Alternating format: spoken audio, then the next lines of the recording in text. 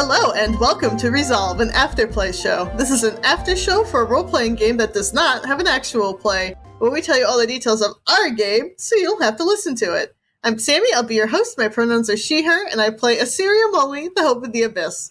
Joining me today is my wonderful co-host, Alex.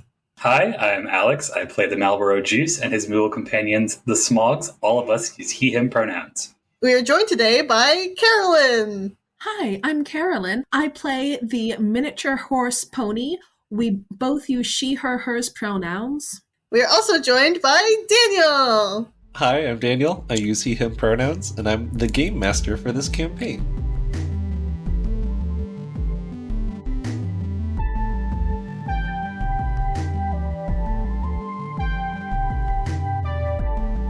Welcome. Thank you for joining us today. Now that we're all here, Alex, why don't you tell us about the actual play?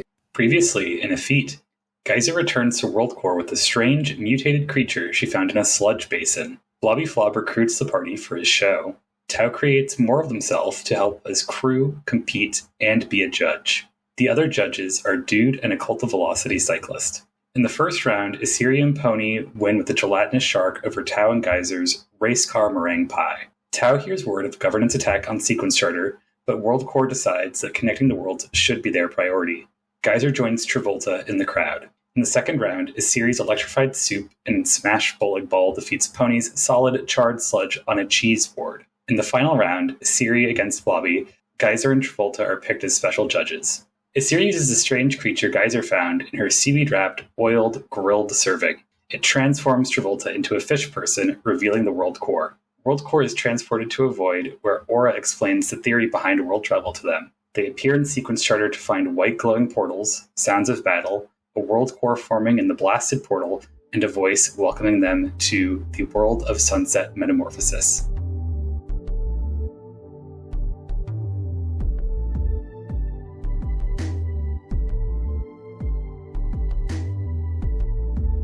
So now that you've heard the actual play, let's do a deep dive into the session. And what a session it was!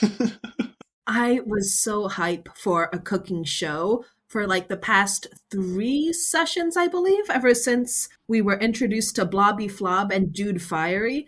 And my God, it did not disappoint. It exceeded my expectations even. I had a lot of fun last session with doing this. I knew that it'd be funny to do a cooking show of some kind. We hadn't really touched those grounds in any of our interstitial escapades up to this point. But I wanted to put a pretty zany twist on it. I was very satisfied with how it turned out. Wildly not mine and Zach's first time doing cooking show tabletop role-playing. We had a friend do a short, like maybe 4 or 5 session D&D campaign as cooking show contestants where we had to harvest ingredients by fighting monsters. I love that. That's fantastic. It was beautiful. So we immediately catch up with Geyser, who apparently, while they were gone during the last session, was literally fishing around in a sludge basin and found some sort of wiggly beast. A mutated wriggling thing. I was envisioning the 3-eyed fish from The Simpsons, to be honest. Oh my God. I should have just described that. Geyser does not seem very excited by this find, but she had to know what the hell was going on. It seems like it was a rough time overall. Geyser did get a little transformed, that part of their afro was turned into actual cotton candy instead of clown hair. Ew. Geyser got a little mutated, but they use it as a very good opportunity to learn a lot about how things in this world work. They've applied what they learned from Sierra on Sequence Charter about using a strider, but in this case, a captured harvestman, to go into an environment to collect something from it. And this is how he made up for Geyser being missing last time. Smog starts talking about getting into the game show, which he calls Will You Destroy Blobby Flob? At which point Blobby Flob comes up and corrects him. This is not the title. I thought that was pretty good, because Will You Destroy Blobby Flob? That feels like it's very in the spirit of this world. But on the other hand, I think it'd be really funny if Smog was rewriting that despite Blobby Flob's wishes because of their relationship to each other. It is beautiful. It's really good. Mog was talking about how they had already put in their 2 weeks notice. I know that it's not going to take us 2 weeks to get the WorldCorps after this. That would be shocking. Twice as long as the whole debacle with the Sleep Beast. Blobby comes out and is like, hey, I need people for my show. Apparently the governance killed a lot of the crew members and apparently some of the guests for the next episode. So I thought it'd be nice to have opportunities for anyone to just do what they wanted to during the show. There's a lot of room for people to take actions regarding this show. We did not see any of the bodies of these people that the governance killed. Has Blobby incorporated them into their next recipe? That's a good question. You did describe the sludge as green. The sludge is green. Sludge green is people. I will not confirm or deny anything. We're not going to incriminate Blobby Flob on the show, despite the fact that we really should. Yeah. It was fun to take Juice from having a pet cam at the start of the game, like in the first world, to confidently operating the whole camera system for this. Yeah. I just love what everyone did. I love that Smog had Juice be the follow cam. We're able to incorporate that camera work into all of the scenes afterwards regarding that show. And I love how Smog themselves went on editing duty. Also had some great stuff going on there. Top tier cinnamon topography. It's true. And then Tao, of all people, being like, aha, I can help out here. Let me create 5 clones of myself and have them do many things throughout the show, enabling Tao not only to be a competitor, but also one of the judges. Hilarious. We all knew that's like, oh yeah, on the face of it, that is a blaring conflict of interest, but I'm kind of here for it. It's kind of hilarious. Smog and Blobby Flob were like, yeah, that's industry standard. Of course it's going to happen. Don't worry about it at all. That's not an ethics violation. You know, it's a show, right? It's as long as it's entertaining. It allowed me to have the setup that the contestants on that show would not be used to working with sludge. So it was instead framed as an amateur hour special. I like how Blobby comes out and he's like, hey, I'll pay you. I'll do all this stuff for you if you just help me with this show. And then immediately sees the weird fish thing that guys are caught and is like, can I keep that? Are you guys going to eat that? Are you going to use that? I want that. I had created the term, what in the exhaust is this? And then they were like, I could probably use that as a wicked, crazy ingredient on whatever I make. Geyser wants no part of it, so just immediately passes it over. Everything that Geyser had been through was Pyrrhic victory, and that they discovered that they really don't like being here. They don't really have much attachment to many of the things. They still agreed to be a contestant on the show. Class act. We all get goaded into the show. Tao is doing multiple roles as discussed and also judging. Smog and Juice have camera/editing. Pony, Asiri, Geyser, and one of the Taos is also a contestant. Original Spice Tao. Original Spice Tao. The Old Spice, if you will. Thank you. The first round is teams. So Tao and Geyser get paired up, and Asiri and Pony get paired up. You're back to your starting pair. Yeah, and it went great. We really did work well together. Well, both teams did, but Asiri and Pony, who had never cooked anything before, managed to not kill themselves in the kitchen, which is an accomplishment. Asiri is just very glad that she didn't get irradiated because Geyser thankfully gave us all hazmat suits using costume change. Oh, that's right, and we all got our own colors. Pony's was red, like a red delicious apple. We should probably talk about the shape of Asiri's suit. Yeah, because it's mostly just like a fishbowl with the lab accessible arms, just like gloves. Very funny. I was starting to get a little bit of a Power Rangers vibe going on, except everyone was mostly in red scale.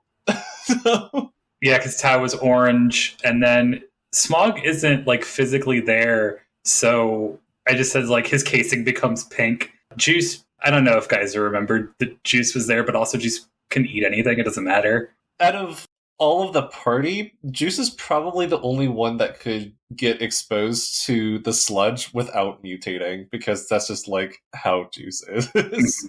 They've consumed way worse. Awful. Thank you. Malboro don't eat in a traditional sense. They send the food to an extra dimensional space and process it into bad breath. I'm stupid, but thank you. That sounds a little bit painful, to be honest. A lot of work. Yeah, I did not really have a solid plan on how to run the cooking show besides loosely basing it off of Can You Beat Blobby Flay? I like Blobby Flob a lot more than Bobby Flay. Blobby Flob was a lot more positive and upbeat and actually funny at times. Carolyn, I wish you were here for my 20-minute rant about how much I hate Bobby Flay. Blobby comes on out and announces that the first round's theme is speed. It's hard to describe a flavor. Ingredients would be okay, but most of the ingredients were either synthetic, toxic, or ingredients for pizza. That also would lead to some complications, too. What if the dish just evoked a concept? I guess we don't know the areas of this world well enough to be like, get something from this particular place. You entered and moved around in just a very small part of a much bigger world, a much livelier world, but obviously there was only so much time to learn about it. At one point, I think Blobby's like, oh, this is the most interesting thing this side of the mechanism, and I'm like, what the fuck is the mechanism? It's all part of how the world works. It's that mechanical thing. Thank you. The only one we have. You're right, I'm sorry. I fucked up. Timer starts. Everyone gets cooking. Pony and Asiri are like, we don't know how to cook, so we're just throwing shit together. So Asiri just starts collecting her own mucus and pouring sludge and various gross materials into a cast iron skillet that Pony hands her. So Pony never really cooked, as it were. She either had food given to her or she scrounged it out in the fields herself. But she does know a thing or two from the cowboys, that cowboys always have a big, flat iron thing that they put over heat. So heat is what must make the food good. So she got the roundest looking skillet she could find and was like, Asiri, let's put the food in this and put it over the flame. Sure. I eat raw things that I catch and kill and sometimes scavenge dead things. This is a learning curve, but Powder has said to me that fire cooks things, and I think I had a discussion with Geyser about this too. Alright, I'll take that skillet, let's put some various goos in there. That sounds like something these people would enjoy. All 4 of the contestants technically have not had to cook before, ever. I don't even think Geyser's cooked before. Tao might know how to do it, but it's not even technically cooking, working sludge into some weird shape. There's an oven and a stove, but there's also a Bunsen burner and a distillery, like a mad scientist lab fused with a kitchen. A bunch of industrial equipment. You gotta be able to process it. Pony and Asiri were like, okay, speed, fast. Asiri's like, I know it's fast. A mako shark, the fastest fish in the sea. Let me incorporate this into our nonsense here. And we end up making a jello shark that is swimming in grease that Pony picks up out of the oven. Pony was very proud of it. It was intact and everything. Pony was one of the first ones to think about the presentation of the dish and find a really good thing to serve it on. Pony's best, most fanciest meals always came in the neon orange feed bucket. The dull blue feed buckets just didn't have the same punch to it. So she was like, what's the best looking bucket around here? We gotta make this look nice. They wound up with a salad bowl or something. I think it was the grease tray to the oven. It was the grease tray. The Dude Fiery branded oven. Yeah. So it's orange. But this is Blobby Flob's kitchen. Are they actually enemies? Ooh. Why do we not know what's going on behind the scenes? Secret lovers. Dude. Dude Fiery was also invited to judge on the show, too. Now, do they feel the same way about each other? I don't know. That's the real question, That's though. the real drama. They pretend to hate each other for promos. Yeah, that's true. It's just a wrestling thing. One's the heel, one's the face. In the meantime, Geyser and Tao are making their toy car meringue pie. Tao's logic was, I'm going to whip this sludge really fast, and so that will carry a sort of essence of speed. Geyser was like, I also know what's fast, and that is cars. Geyser, in very much the same way as the gun fountain, made a car fountain of basically Hot Wheels cars. Also makes sense because Geyser is a clown imaginary friend. The little cars drove around in the... I think it helped whip it, because there was also motor oil in there. Well, is that also the round? That was the round that Tao put tires and gasoline into a blender. Now, don't try that in your own kitchen. Will it blend? It will probably blend a little bit. It will probably catch on fire a lot. It will probably be really bad. Yeah. I love to imagine the smell of this kitchen as you all were making things. I don't. It's delightful. Tao also included the pizza crust to make it like a pie. I recognized that they were like whipping up something, so it was like, y'all have pie ingredients. You got pizza stuff. It's like a meringue. And Tao got a crust. Sludge meringue. I hate that pizza is the only real food here. Horrible implications for my diet this week, but whatever. I mean, sometimes my diet is just sludge and then pizza. Let's be fair. I try to be better than this, I'm sorry. Are you on like Huel or Soylent or something? I want some Huel! I should have asked you all what the titles of your dishes were before the judging. I guess we have the chance. Carolyn and Sammie, would you like to run a title by me? Shark sludge soup? Yeah, that sounds good. I can't speak for Tao and Geyser, but I think they would have named it the Hot Wheel Meringue. Matchbox meringue. Matchbox Meringue. Ooh. That actually rolls off the tongue. I would try that. Much like the meringue, when you try to eat it, it just rolls out of your mouth. We have a break where the judges eat and Smog harasses Blobby Flob by putting up like air horns and a logo that has the alternate title that he suggests because he's done. He's taking this notice. He can do whatever the fuck he wants. Because the Smog only has contempt for Blobby Flob. The commercials were basically the same single infomercial of this guy constantly dropping a bunch of stuff that they're carrying. This happened IRL, that would be like 30 minutes of just the same infomercial. The guy keeps dropping and shit. Love to see it. Love to see it. I got a really good promotional deal on that. Whoever I take Smog getting paid under the table for that one. Gonna bring back so much Gil. Was that when you guys started getting the call, or was that during the second? That was the first break. You also got, through your fancy-dancy interworld communicators, people talking about how Sequence Charter was under attack. Governance was making a very predictable counterattack. They freed Alpha from the confines. I did give a thought to like, should we go there? And it's like, no, there's already a Smog there. Smog wouldn't care. I almost turned tail and swam back, but I was also like, we're so close to the end of this world. I don't think we need to derail here. Plus, what if I beat Blobby Flob? It could be me. What if I make my wildest dream come true? I know, right? This is as close as I'm going to get to beating Bobby Flay in the face. So, because once these go live, I'm probably going to have a restraining order put up against him.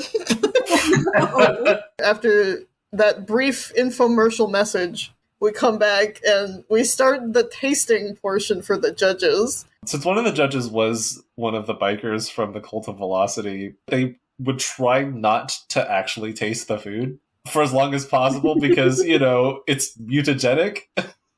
Until he got pressured into it. You cannot lie to a series. She will call you out every single time. Every single time, immediately. Just like on the spot. She can't not do it. And it's basically a lie of omission, dancing around the fact that he had not actually eaten any of it. I was trying to work with an internal logic on how all of the judges did. Dude Fiery mainly focused on the theme. The biker from the Cult of Velocity, they didn't care about the theme. They preferred the dish that had more edible things in it. They voted for Tao and Geysers because it had just a pizza crust in it. And they're like, all right, I can work with that. It's not great, but I can make that work. Of course, the last judge was Tao. So I asked Tao whose dish they liked more as well. Both times Zach rolled because he's like, these are both interesting concepts. I can't just choose. A little bit of a random component. You chose to find a way to put in your least favorite phrase in every cooking show, which is when the judge looks at the camera, looks at the contestant, and says, this is great, but it could have used a hint of more acid.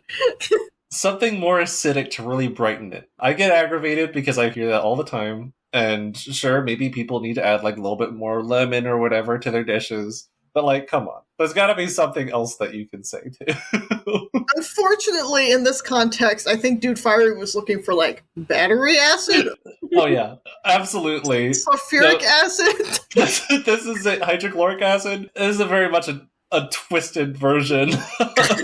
Dude Fiery wants you to drop some fucking acid. Hell yeah. You know what? Good for him. Actual psychedelics. It was a split decision, but they voted for Isiri and Pony's dish. Tao was the tie-breaking on that one.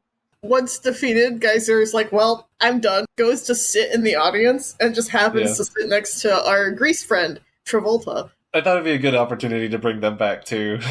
So Travolta and Geyser have a little chat. Travolta seems very concerned that Geyser doesn't understand what the show is and thinks people might want to beat up Blobby. Geyser's a little set on actually destroying Blobby Flob, and Travolta doesn't quite get it. They're hoping that Geyser just meant it's the name of the show. I'm just glad to see Travolta isn't in a safety bunker anymore. Yeah, they're out of their little tube. It's okay. Grease people have like little tubes that they can kind of slurp through. Blobby gives the next theme, which is power, and gives Pony and Isiri 15 minutes. Which, by the way, is no time at all to cook anything. No. Well, it's plenty of time for sludge, apparently. Apparently. For the second theme, the first one I came up with actually because of the presence of the Cult of Velocity in this competition. For the second one, for power, the name that I had for the World of Assembly was actually originally the World of Power. But in the context not of like a mystical power, political power, but energy. I decided to change it because our association with power has definitely become ingrained during this campaign. During the middle of the session, I was like, it'd be kind of interesting if we circle back to that, especially now that the themes of the world have become a little bit clear. Yeah, and then Siri was very confused before the round started. I understand working with Pony. I like that. I like Pony. But now I have to work against Pony, who I was just working with. Why are we competing? Wouldn't it make more sense for all of us to work together and make the best sludge ever? And Blobby's like, what? It's funny that Isiri is okay doing a competition as long as it meant working with someone, because that she had to have known that she was working against Geyser and Tao, right? I don't think she was aware. I don't remember what was the argument that finally convinced Isiri, besides maybe Blobby just moving on. Yeah, he just moved on. Yeah, he just show's gotta go on. What was funny to me that he didn't say is that sometimes, especially if you're an amateur, sometimes it's easier to learn things by having someone you're competing against and comparing to, rather than sharing knowledge, because the other person won't know how to share knowledge efficiently with you. If Blobby Flob was maybe a little bit smarter, they might have said that. Just because you're a good chef doesn't mean you're a good teacher. That's true. That's true. Next round starts. We have 15 minutes to express power via sludge. If getting a skillet and heating up food in the skillet last time was good, then more power, therefore making the sludge more burnt equals more better. So Pony got an even bigger skillet and she just charred the fuck out of some sludge. It was like a Cajun blackened chicken, except it was not chicken and it barely looked like anything. It's just like a briquette of char. And then just to make it look pretty, she sprinkled some asbestos flakes over it. You said you were looking for for something white and Kind of like powdered sugar. Yeah, you gotta put the powdered sugar on your lemon bars. blackened lemon bars. No. Last time we did like a tray as the presentation board. I wanted something flatter, like a charcuterie board or a cutting board. So Pony ripped a cabinet door off the hinges and used it as her serving platter. Delightful. Literally unhinged. Oh. Yeah. Whereas Asiri was like, I don't know what I'm doing, so let me just throw some stuff together. Some crude oil, some sludge, boiling it, and then they're like, power. What is powerful? Well, these people are crazy, so let me summon an electric eel to electrify this concoction.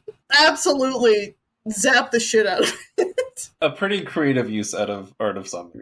I have to put this in something. Pony said that was important. So she scours around and finds like a cracked bowling ball and throws that in it and then drizzles some of her slime on top. Why a bowling ball? First round object that came to mind. Did you get 3 cracked halves of bowling balls, or however much of bowling ball, or was everyone eating out of the same thing? Everyone's eating out of the same thing. Gross.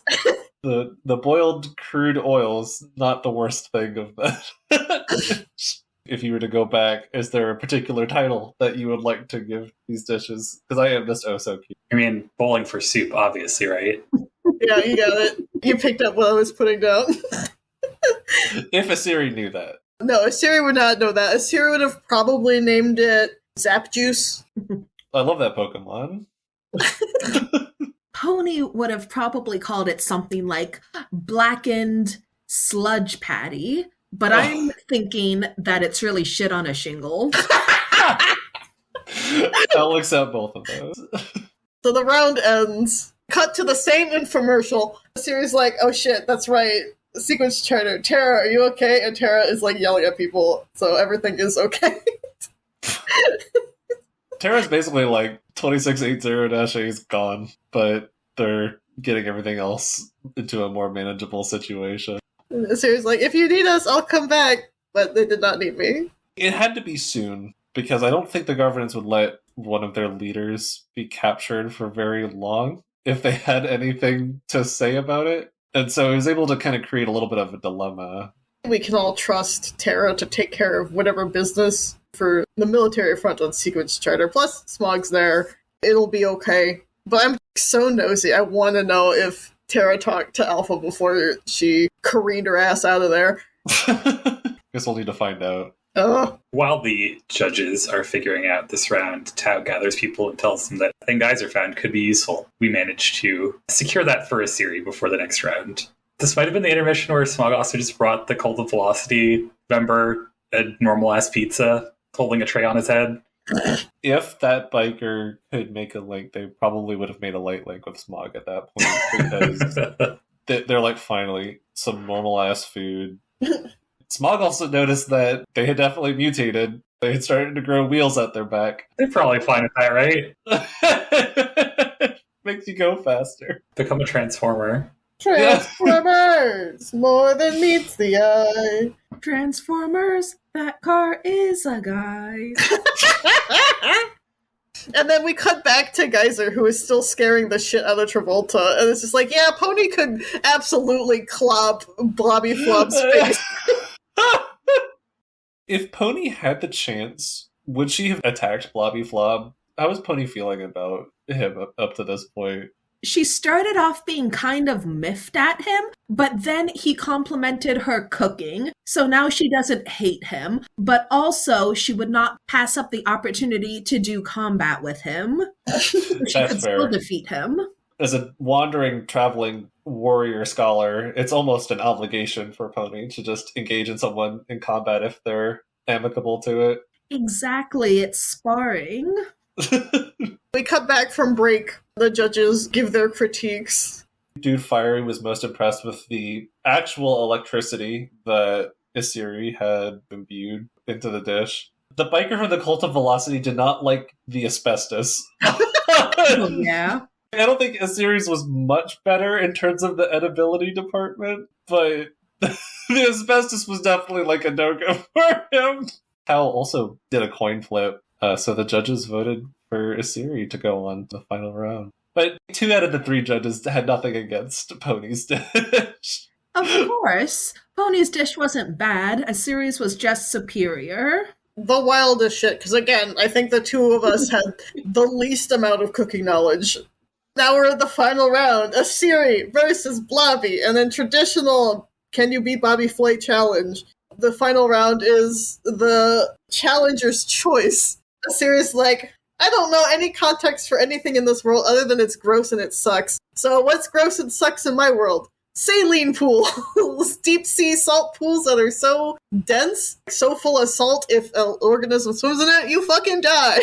So it's like Goo Lagoon from SpongeBob, right? It's exactly Goo Lagoon from SpongeBob, Okay. except you die. Yeah. And you lose your oxygen because there's no oxygen in there, it's just salt. Fish that happen to swim into them go into shock, and they just like are basically toast at that point if they can't wiggle their way out. Flop. Obviously, Blobby Flob does not have a single fucking clue what that is, but they did hear saline, and that makes them think salt. So That's the correct line of thought. The tiniest bit of uranium and sludge packaged in a giant mountain of salt. in Blobby Flob fashion, Blobby Flob puts their own spin on things because they think they know better. Completely ignoring the prompt. Yeah. Basically ignoring. He put together a uranium sludge salt bake. The abyss itself was not worked into that at all. No, it wasn't. An abyss of salt. Ugh. Ugh. That would have been interesting if it was the same 3 judges, because Dude Fiery also doesn't know what an abyssal saline pool is.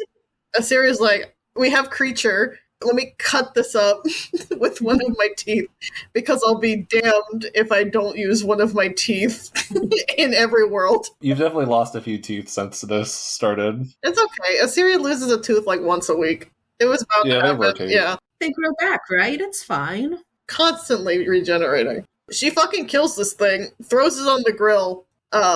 Smog sends some seaweed-like material from Sequence Charter, and at some point, Siri collects the goo from a grease person and treats it like some sort of balsamic fucked up glaze. And then we fucking throw it on the grill because she's thinking of powder. Asiri made the dish with love, despite it being very toxic to Oh, you know. anyone that she cares about.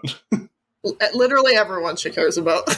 Except, like, maybe Thompson. Guys ends up being a judge, and I'm sure she can stomach it. Ugh. I don't know if I want her to. It couldn't have been any of the original 3 judges, because that's not like how the show works. It's gotta be someone else. Who better to pick but someone from the audience? Dude Fiery pointing someone out. Originally, they were going to just be pointing to Travolta, but Tao messed with the lights so that the spotlight was on Geyser. And then Asiri was like, well, Travolta should still be a part of this. And Geyser was like, yeah, sure. So they called Travolta in anyway. So Travolta and Geyser ended up being the judges for this round. Asiri was like, oh, he looks so excited, and now he's so disappointed. Oh, no. Blobby internally was like, this is bullshit. But also, the show's gotta go on. It doesn't matter because nobody even gets around to tasting his dish because the first person to taste the first dish is Travolta with the series dish. And in the process, Travolta gets transformed. A grease person, of all people, actually mutates thanks to the sludge. That's for a few different reasons. Actually incorporating part of a grease person into the sludge preparation made it sort of compatible with them. And then you literally did something with the abyss into the dish. That and the creature that was actually swimming in the sludge all sort of worked together to make one that could actually transform them into a bona fide mutant. That's what revealed the core of the world, because you completed something. You assembled it together. I was thinking of the seaweed from Sequence Charter because of establishing a connection between like the food Right. culture of this world and then Sequence Charter. I knew I was forgetting something. That's totally in line with it. Travolta, in shock and amazement, is like, what did you put in this? And the series like, I made it with love. Which is true. But Blobby's like, love, where do you get that? Is that an ingredient? Yes, it is. Love was the sludge that we made along the way. Aw, Do people ew. just reproduce asexually here, just sort of like butt off and then mutate to become their own person? I will admit that I have not put a huge amount of thought into how people would reproduce. I love how, like, every world we've brought the reproduction capacities up.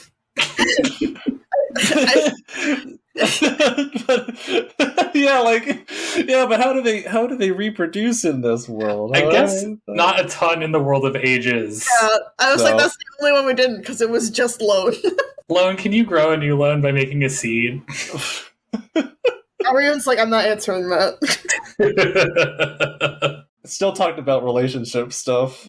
Relationships are a part of every world. That's true. Yeah. Truly, the WorldCorps was the love that we found along the way. The core jettisons out of Travolta and Assyrian Juice high five with it between them. True tentacle high five. Let's go. How cinematic. Because we've touched the world core, the universe fades away to blackness. We're all alone in the blackness void, and then a screen pops up.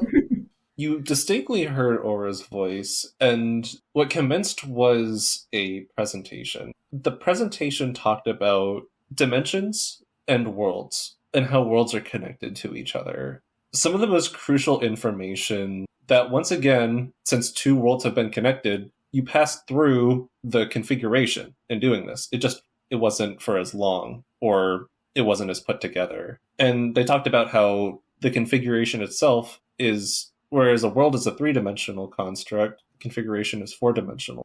That's why when you go through it, it seems like worlds that you remember sort of phase into each other. As you travel through something like that, you encounter other worlds because of how overarching of a space it is. Aura proceeded to talk about how even systems like the configuration can be connected with an even higher dimension. But that can't be done in a space like the configuration was. It can only be done for just a brief moment. And that's a term that they used called creation. That was about all that you heard from that. Then you were back in Starter. So I guess I should initiate by asking what you all thought about that.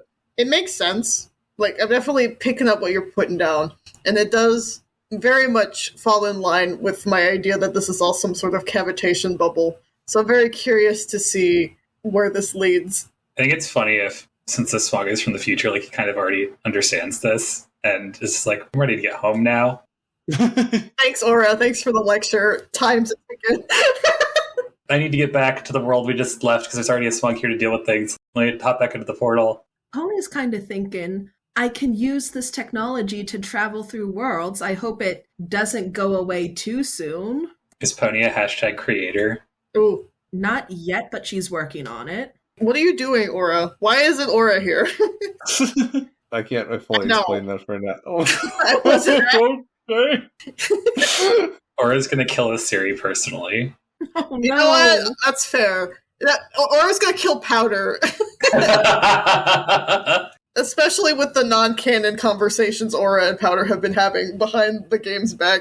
i.e. the ones that you just tell me that they're talking about. Smog is there just eating his chili in the background, God, keeping a baby monitor on Sierra. Yeah. that's so sad. It's really upsetting. Smog promised, but he also has things he needs to do. Gotta make that chili. Can't leave the oven unattended. Can't leave the stove Why are you making unattended. chili in the oven? I corrected myself with the stove. Sorry, I have sludge works on the mind. I'm sorry. I have sludge brain. Ew. Chili casserole. That's been made before. I don't know. I'm upsetting Spaghetti because this is the end of the session. I want more information, please, because we're back in sequence charter now. Did give you more information. Well, okay, you're right. We're back in sequence charter now, and the mysterious, ominous voice that Alpha is scared of says in our head that we are now in the world of sunset metamorphosis. Also, all of the portals are glowing white, and in the burnt-out portal, there is something flickering like a WorldCorps there. So, no answers, only more mysteries. Not enough time to unpack what was going on. Going back to the planet of Chrysalis in the World Travel Lab within Sequence Charter, you get that same experience when going to the other worlds for the first time, where you hear the name of a world. but this is the sequence charter we're talking about. We also heard a little bit of a battle, but we'd also heard that what was going on before we came back should have been wrapping up. So I'm wondering if there's been another time jump and we're in the middle of a larger fight, or if this is the same alpha being toted away. I'm hoping it's the same fight, because I'm going to be really mad if there's another major time jump. We actually got through this world so fast, we ended up back in the past. No! Oh, man. A series going to have to get Powder all over again. Okay. Powder romance run any percent. What would you have done differently if you could? No regrets for me this time. I got to do some interesting stuff with Juice that I was missing out on a little bit last time. I got to be involved in the show exactly in the way I wanted to. I'm pretty good with leaving this version of Smog here. I should have had Blobby Flob say, work, work, work. Putting together a show. Oh my god. That would have made him a villain. Truly. Does Blobby Flob frack? Oh no. Everyone on this world fracks. I don't think that's viewed as a problem. It's just part of society. I can't think of anything that actually I would have explicitly done differently. Everything worked out pretty well. The second half of the cooking show slowed down a bit because we did have like a water break in between. It was a little bit harder to have Tau Prime and Geyser explicitly interacting with the show, but they did find their own things to do. So I think it turned out okay. I kind of regret having a series called Travolta in. I'm happy it happened, don't get me wrong, but I'm also like, what would have Geyser done and said, and what would have their choices been for the last round? That would have been really interesting, what Geyser's decision would be. Remember to ask Zach next time, why was Tao so interested in winning? Because I don't think that was the point for us at that time. But I know that like it makes sense as Tao is like an entertainment-focused character to want to look good, want their friends to look good on TV. There was definitely some scheming going on, especially with Tao's end, who doesn't usually scheme like that. Maybe they thought that it would be harder to assemble the core of the world if Blobby Flob had won. That might have been their logic. I'm curious about that too. Yeah, I can also see Tao being a little bit more competitive and protective of what they have, considering what they've lost. So I don't think it's out of the range of possibility to have them want to make sure everything's right here because everything went so wrong earlier. What Pony should have done differently was not have been such a gracious loser to a Siri, and she should have challenged Blobby Flob to combat. I would have rolled with that. Yeah. That would have been so funny if Siri just went on making the dish that she did, but in the background it's just Pony and Blobby Flob fighting to the death. That takes up all of the time because Blobby Flob doesn't have enough time to actually cook the dish because they're too busy fighting Pony. Like one hand stirring, the other one with like a sword, like a beam sword. That is basically what the people who try to choose the challengers on Bobby Flay do while he's trying to cook. They're just a menace in the background. Yeah, just bothering him. That's wild.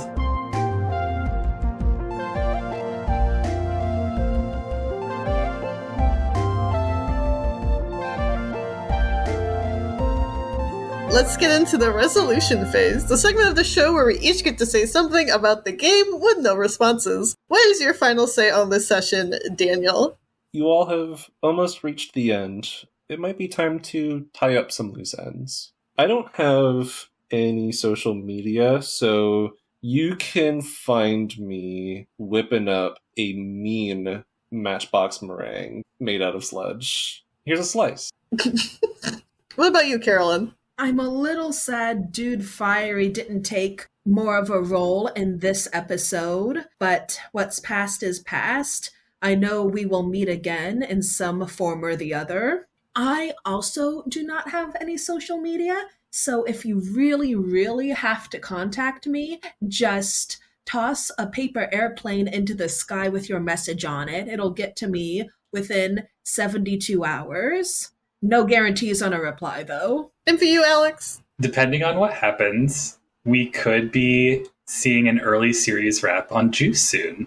You can find me on Blue Sky at Shining Crowbat. This week, I recommend Mutt. It is a film. I watched it on Netflix. I couldn't find a good site of its own, so I'm going to share with you the Netflix link. It's about a trans man over one weekend where he finds his ex-boyfriend back in town. His half-sister makes a surprise visit, and he has a planned visit with his dad. And it's just all a little dramatic clusterfuck.